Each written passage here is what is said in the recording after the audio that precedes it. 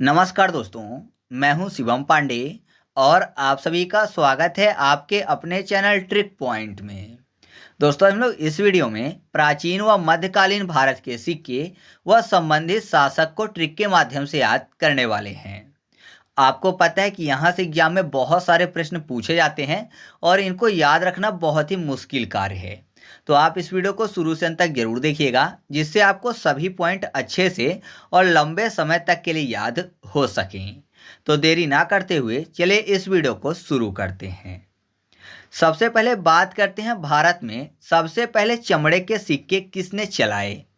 तो भारत में सबसे पहले चमड़े के सिक्के चलाए थे निजाम भिस्ती ने। कैसे याद रखेंगे, यहाँ पर लिखा हुआ है सबसे पहले चमड़े के सिक्के। चमड़ा आपको पता है मांस का टुकड़ा होता है ना, मांस का टुकड़ा चमड़ा होता है। तो अगर ऐसा हो तो हिंदू धर्म में जो ब्राह्मण है, जाहिर सी बात है वो जमा नहीं करना चाहेंगे, है ना। ब्राह्मण लोग जो है वो चमड़े के सिक्के जमा नहीं करना चाहेंगे क्योंकि अशुद्ध अपवित्र मानते हैं। तो चमड़े के सिक्के होंगे तो जमा नहीं किया जाएगा उनको, तो जमा फॉर निजाम, जाम जमा। तो आप ऐसे याद रखिएगा कि भारत में सबसे पहले चमड़े के सिक्के किसने चलाए थे, जमा फॉर निजाम भिस्ती ने। नेक्स्ट है भारत में रुपए के सिक्के पहली बार किसके द्वारा चलाए गए। तो किसके द्वारा चलाए गए, शेर शाह के द्वारा। कैसे याद रखेंगे, यहाँ पर रुपए के सिक्के की बात हो रही है। तो नॉर्मली अगर आपने देखा होगा 1 रुपए का सिक्का या फिर 5 रुपए का सिक्का, अभी का वर्तमान सिक्का, तो उसके पीछे क्या बना होता है, शेर बना होता है ना। उसके पीछे शेर बना होता है, सत्यमेव जयते वाला। तो आप ऐसे याद रखिएगा कि भारत में रुपए के सिक्के पहली बार किसके द्वारा चलाए गए थे, शेर शाह द्वारा। फिर अगला है शेर शाह के तांबे के सिक्के का क्या नाम था, तो था दाम, यानी दाम सिक्का किसने चलाया था, शेर शाह ने चलाया था। तो आप कैसे याद रखेंगे, यहाँ पर देखिए शेर शाह के तांबे के सिक्के का नाम दाम था। तो शेर और तांबा, यानी ऐसा माने कि शेर जो है वो अगर तांबे का हो तो जाहिर सी बात है कि वो कैसा होगा, उसमें दम नहीं होगा, मतलब बेदम होगा। क्यों, क्योंकि शेर जो है वो तांबे का है, तांबे मतलब कॉपर का है, शेर कांप रहा है तो उसमें दम नहीं है। तो आप ऐसे याद रखिएगा कि दम फॉर दाम। तो शेर शाह के तांबे के सिक्कों को क्या कहते हैं, दाम कहते हैं। नेक्स्ट है शेर शाह के सोने का सिक्का, जिसको कहा जाता है असरफी या फिर मोहर। यानी मोहर या फिर असरफी किस शासक द्वारा चलाई गई थी, तो शेर शाह द्वारा। और ये कैसे सिक्के थे, तो सोने के सिक्के थे। कैसे याद रखेंगे, शेर शाह के सोने, यानी ऐसा माने कि शेर के सोने की बात हो रही है। और अगर शेर सोया है तो उसको कोई जगाएगा नहीं, अगर जगाएंगे तो खतरा हो जाएगा। तो यहाँ पर असरफी में आपको शब्द मिल जाएगा सोरफी, असोरफी, सोरफी, यानी शोर फिर कोई नहीं मचाएगा। क्यों, क्योंकि शेर शाह सो रहे हैं। तो आप ऐसे याद रखिएगा कि शेर शाह के सोने का सिक्का क्या कहा जाता है, असरफी या फिर मोहर कहा जाता है। अगला है आना सिक्का, जो कि शाहजहां द्वारा चलाया गया था। कैसे याद रखेंगे, आना की बात रही तो ऐसा माने कि आपने किसी को बुलाया है तो उसको आना है। तो आना है तो कहाँ आना है, सही जगह पे आना है ना। आप बोलेंगे ना कि सही जगह है आना, मैं लोकेशन भेज रहा हूँ, बिल्कुल सही जगह आना। तो सही जगह आना, सही जगह फॉर शाहजहां और आना फॉर आना सिक्का। तो याद रखिएगा कि आना सिक्का किसने चलाए थे, शाहजहां ने चलाए थे। फिर है इल्तुतमिश के चांदी के सिक्के, जिनको बोला जाता था टंका, यानी टंका सिक्का किसने चलाया था, इल्तुतमिश ने। तो कैसे याद रखेंगे, यहाँ पर देखिए इल्तुतमिश और चांदी। तो इल्तुतमिश में आपको मिस मतलब याद करना हो जाएगा, और चांद यानी चांद को कोई मिस कर रहा है।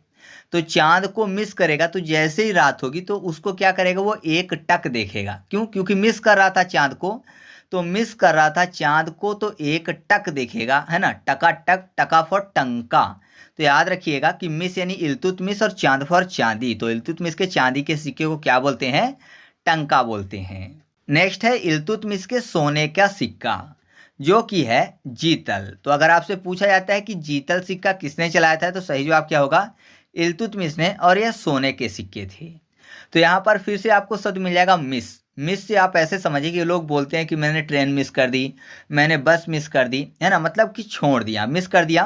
तो यहाँ पर क्या मिस कर दिया, सोने का सिक्का मिस कर दिया। तो हो सकता है कि उसके हाथ में कोई सिक्का आया हो और वो सोने का ना हो, तो बोल रहा है कि यार मैंने सोने का सिक्का मिस कर दिया, ये तो गलत सिक्का है।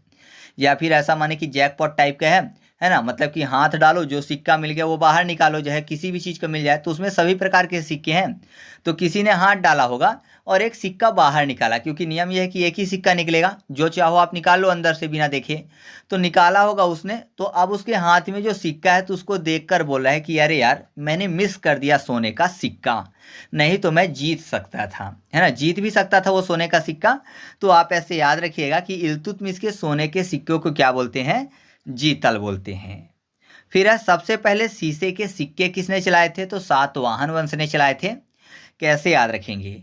यहाँ पर देखिए शीशे की बात हुई है, सातवाहन। वाहन आपको पता है कि वाहन में शीशा लगा होता है पीछे देखने के लिए, है ना, शीशा लगा होता है ना वाहन में, या फिर वाहन में आगे भी शीशा लगा होता है। तो आप ऐसे याद रखिएगा कि सबसे पहले शीशे के सिक्के किसने चलाए थे? वाहन फॉर सातवाहन वंश ने। फिर है, सबसे पहले सांकेतिक मुद्रा किसके द्वारा चलाई गई थी? तो वह चलाई गई थी मोहम्मद बिन तुगलक द्वारा। कैसे याद रखेंगे? यहाँ पर लिखा हुआ है सांकेतिक मुद्रा, यानी संकेत मुद्रा में, और मोहम्मद बिन तुगलक। तो मोहम्मद बिन को याद करने के लिए कर लेते हैं मुहम्मद, यानी मुह बिन, मोहम्मद मुह बिन। तो जाहिर सी बात है संकेत करके बताया जा रहा है, तो बिना मुंह के बताया जा रहा होगा, मतलब बिना मुंह के उपयोग के, बिना बोले बताया गया होगा, क्योंकि यहाँ पर संकेत लिखा हुआ है। संकेत मतलब इशारे से, कि ये 5 रुपए है तो 5 का इशारा किया, 10 है तो 10 का इशारा किया। तो आप ऐसे याद रखिएगा कि मुंह बिन ही बता दिया तो संकेत से बताया होगा। तो सबसे पहले सांकेतिक मुद्रा किसके द्वारा चलाई गई थी? मोहम्मद बिन तुगलक द्वारा। फिर है, मौर्य साम्राज्य में प्रचलित मुद्रा का क्या नाम था? तो वह था पण। मौर्य को कर लेते हैं मोर, और मोर के होते हैं पंख, पंख पण मैच करते हैं ना। तो आप ऐसे याद रखिएगा कि मौर्य साम्राज्य में प्रचलित मुद्रा का नाम क्या है? पण है। ठीक है। नेक्स्ट है, उत्तर वैदिक काल में मुद्रा की इकाई जो कि होती थी निष्क और शतमान। कैसे याद रखेंगे? यहाँ पर वैदिक काल की बात हुई है, तो ऐसा माने कि वैदिक काल जो था वो सतयुग था एक प्रकार का, है ना, वेद था, पूजा पाठ था, सभी धर्म में चलते थे। तो जाहिर सी बात है वो कलयुग नहीं था, सतयुग था। तो सत्य चलता था तक, क्योंकि वेद पुराण थे, तो सत्य फॉर सतयुग हो जाएगा, और ऐसा माने कि जो गलत आदमी थे वो नष्ट हो जाते थे, नष्ट फॉर निष्क। तो याद रखिएगा कि उत्तर वैदिक काल में मुद्रा की क्या क्या थी? निष्क और शतमान था। फिर है, सबसे पहले शुद्ध अरबी के सिक्के जो कि चलाए थे इल्तुतमिश ने। अब देखिए क्या लिखा हुआ है, शुद्ध अरबी। अरबी को कर लेते हैं अरोबी, अरबी अरोबी, यानी रोने की बात हो रही है। इल्तुतमिश में आपको शब्द मिल जाएगा मिस। मिस करना मतलब याद करना। तो अगर कोई किसी को मिस कर रहा है तो जाहिर सी बात है वो रोएगा। तो रोबी, यानी रोबे की बात हो रही है, वो भी मिस करने के कारण, याद करने के कारण। तो आप ऐसे याद रखिएगा कि सबसे पहले शुद्ध अरबी के सिक्के किसने चलाए थे? इल्तुतमिश ने। नेक्स्ट है, गुप्त शासकों के चांदी के सिक्के जिसको बोला जाता था रूपक। यानी अगर आपसे पूछा जाता है कि रूपक सिक्का किसने चलाया था, तो सही जवाब क्या होगा? गुप्त शासक। कैसे याद रखेंगे? यहाँ पर गुप्त शासक यानी ऐसा कोई शासक है जो गुप्त है, किसी को पता नहीं है कि शासन कौन चला रहा है, यानी शासक कौन है वो गुप्त है पूरी तरह से, और शासन चल रहा है।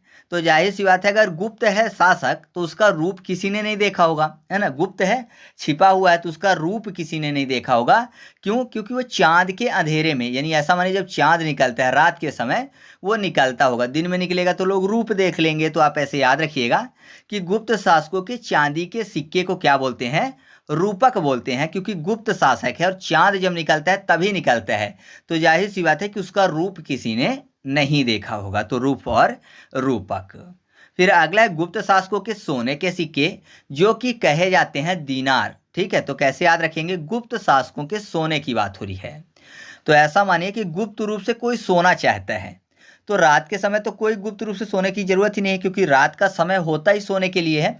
तो गुप्त रूप से कोई सो रहा है, यानी जाहिर सी बात है वो दिन में सोना चाहता होगा, है ना। उसके माता पिता देख रहे होंगे कि ये दिन में सोता है कि पढ़ता है, तो उसको जगा देते होंगे, तो वो गुप्त रूप से कहीं छिप कर सोना चाहता है। क्यों?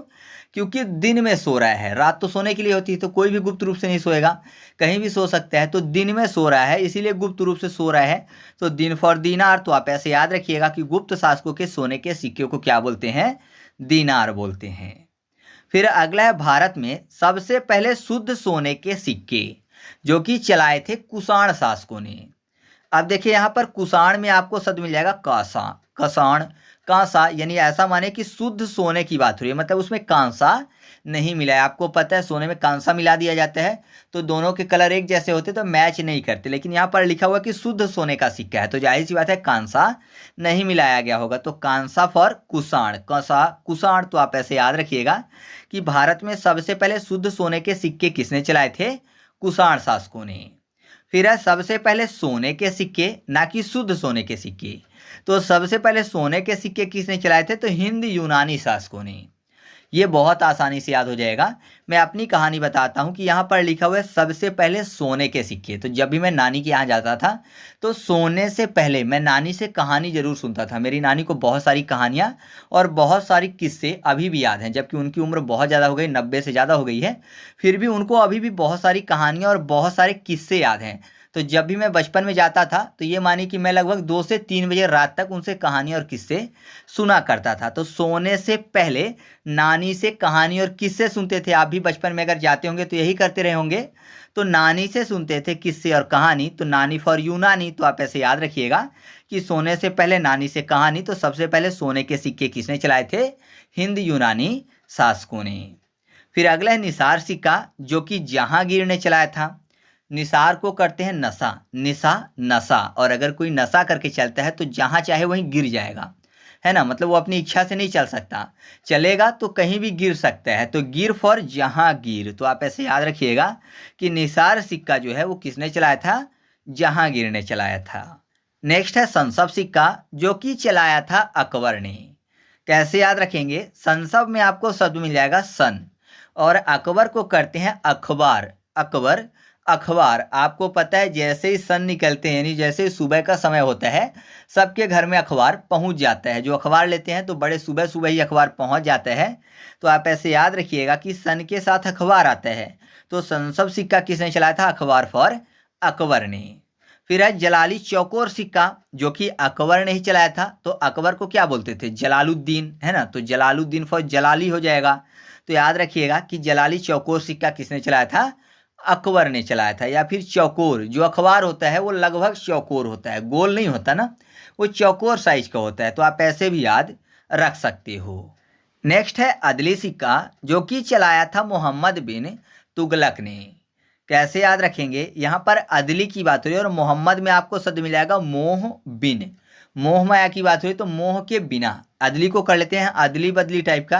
तो अगर अदली बदली करनी है तो वही चीज़ आप अदली बदली कर सकते हो जिससे आपको मोह ना जुड़ा हो। ऐसा मानिए कि आपके पास एक कार है, एक कार मेरे पास है, तो आप अपनी कार मुझे दे दो, मैं अपनी कार आपको दे दूं, तो अदली बदली हो जाएगी। लेकिन ऐसा नहीं है, मुझे अपनी कार से मोह है तो मैं अपनी कार आपको नहीं दूंगा, है ना। तो मोह होता है तो अदली बदली नहीं की जा सकती। तो आप ऐसे याद रखिएगा कि अदली सिक्का किसने चलाया था? मोहम्मद बिन तुगलक ने। तो इस तरीके से अपनी ये वीडियो कंप्लीट हुई। अगर आपको सभी सिक्के आसानी से याद हो चुके हैं तो आप कमेंट करके बताइएगा कि इल्तुतमिश के सोने के सिक्के को क्या कहा जाता है। तो अगर आप कमेंट करके बता देंगे तो मुझे पूरा भरोसा हो जाएगा कि आपको सभी पॉइंट अच्छे से याद हो चुके हैं। तो चलिए मिलते हैं अगले वीडियो में, तब तक के लिए जय हिंद।